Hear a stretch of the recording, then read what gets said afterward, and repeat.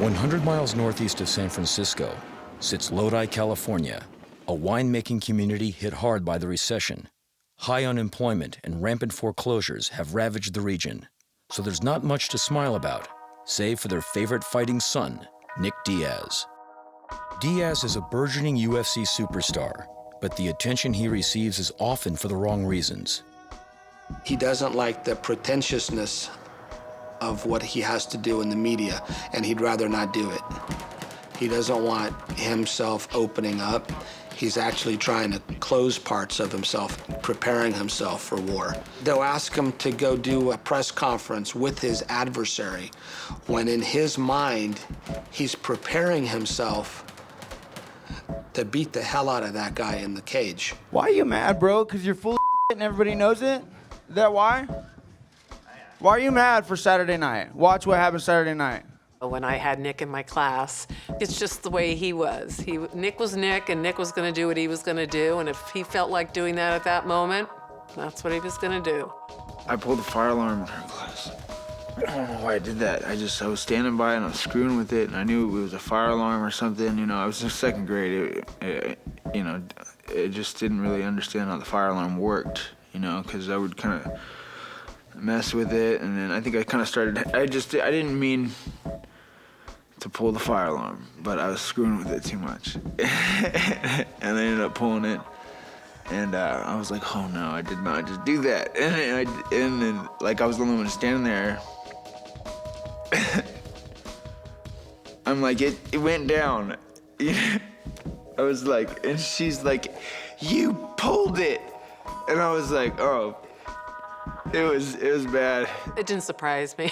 It was like, oh, Nick. Since all of this, I looked on YouTube, and I've seen some videos of him because I haven't seen him since he was a kid. He's the exact same. He doesn't make eye contact. He talks very slow and deliberate, takes a breath between words. I had a hard time. I moved around schools a little bit. One school has got one type of people, and then another school has got another type of people. So I got to learn a lot about people, I think, on account of that. I don't know how much I learned in school, but I did get to learn a lot about different types of people.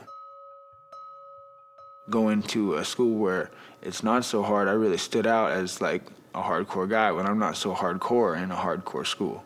So it was just no fitting in anywhere.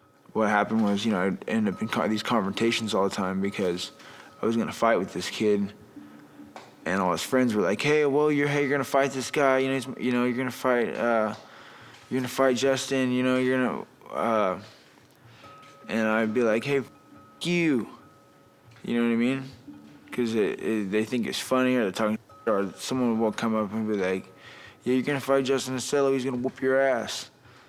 And I'd be like, "Yeah, f you. I'm gonna whoop your ass." And then next thing you know, oh, you that dude. You mess with that dude. Now you're gonna, this is so-and-so, so now I got problems with this dude, I got problems with this dude. So I'm just, high school was hard times. He doesn't do MMA to be popular. Nick doesn't do MMA to get a pat on the back. Nick doesn't train and fight to get people's approval. Nick does it to survive because he knows this is his one shot.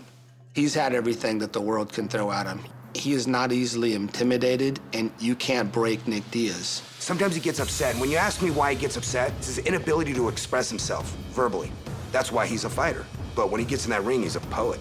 He's a poet in motion. He was always told he wasn't good enough. He was always told he's not gonna make it. He was always told you don't belong here, and you're not one of these rich kids.